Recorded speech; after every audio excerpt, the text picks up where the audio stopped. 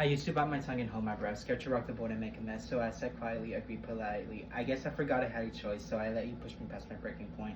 It's a famous lyric that you probably have heard from the song Roar by Katy Perry that can describe a toxic alpha male. Many men have the mindset that being born male and adding the word toxic in front of it is the only way to make it out alive in a male's body.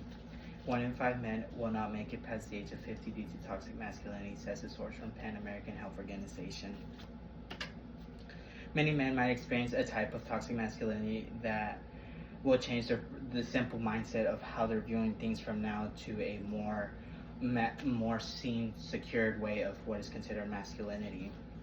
Toxic masculinity will deal with how it happens, the glorification, stigmatization, and how to overcome it.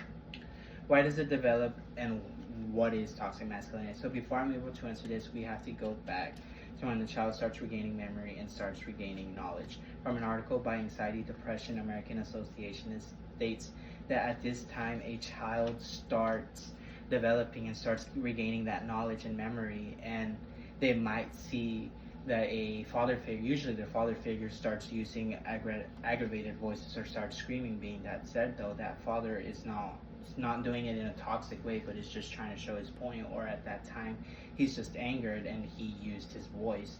But being said, as a young age, that boy realizes and thinks, oh, dad used his voice when he's trying to make a point, so I have to do that just in general to make my point clear and heard. Another one is being exposed to social norms, such as that being, we all know that kids are clumsy and they might fall. Being said, they scrape their knees. Most responses for most parents are, it's okay, sweetheart, get up or clear yourself off. But for some men, they might get the comment of, oh, you're a boy, you can't cry, or hey, you fell, get yourself up, you're not supposed to cry. That's not a guy thing to do. And they start developing this mindset of, okay, I'm not supposed to do that.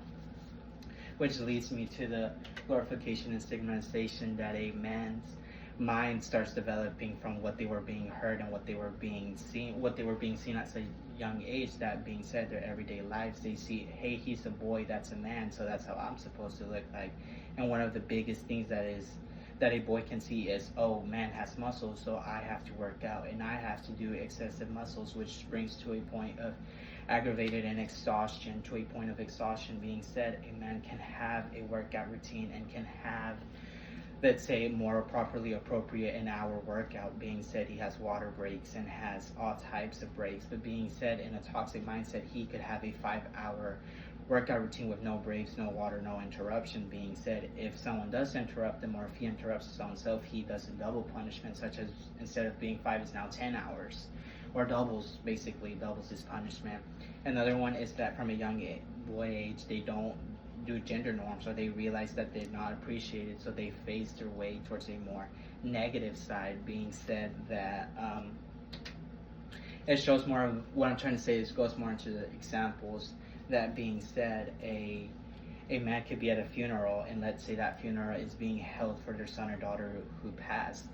Obviously, at this time, funerals is never an easy thing to go through for anybody, and being said alone, it is more of an appropriate time for anybody to start crying and obviously showing sympathy and empathy of the death towards someone. Being said, though, a toxic mindset could be, yes, I lost my son or I lost my daughter, but being said, I have to be a man, I can't cry, even though it's killing him inside that I just lost my son and I lost my daughter, and I need to relieve myself by crying and showing emotions that I love them. But that toxic masculinity gets in the way of them, and so instead of being able to express their feelings, they just shut themselves down and start acting in a more obscured way. Another one that shows a great is that man can show a dominant possession. That being said, a man might feel that their wife is cheating on them, which in reality is not. One great instance, especially among the masculinity traits when it comes to this toxic, is that wife might be cooking dinner and wife might run out of some cooking supplies or something to make dinner with, so she runs to the store real quick. Being said, though, wife doesn't inform the husband that, hey, I need to go run to the store real quick. But that man, that toxic mindset is saying, hey, my wife is cheating on me, or my wife is leaving me for someone else, so I need to act that more masculine. Being said, though, what is considered masculine to them. Another factor that can play this is that obviously seeking the proper medical help and medical care. They could be in the workforce, they could be working more usually in a warehouse, or mostly when it comes to like work jobs and chicken plants and stuff like that, that is more hazardous stuff, they could injure themselves.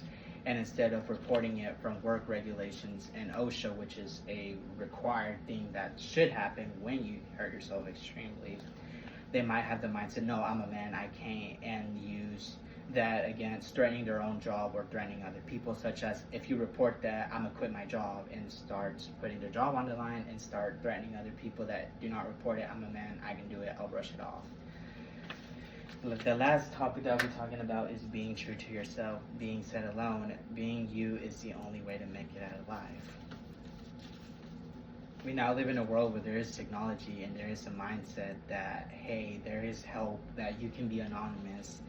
But most importantly, there's protests and evidence that's showing that are stating that being you is the only way to make it out of life. So how would you describe masculinity? Would it be a simple act of a gentleman holding a door for someone, or a gentleman being in a drive-through line screaming at the top of his lungs that his fast food order is wrong? It's up to you to decide.